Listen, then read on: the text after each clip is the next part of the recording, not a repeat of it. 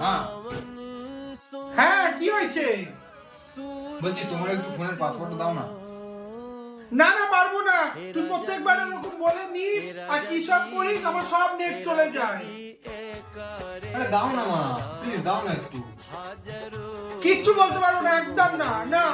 মা দাও না প্লিজ, পাসওয়ার্ডটা দাও না মা, প্লিজ দাও না মা, পাসওয়ার্ডটা দাও না, খুব লাগবে মা, দাও না এই না না না, পাই বললেও হবে না। এই ওঠ ওঠ ওঠ, ওঠ।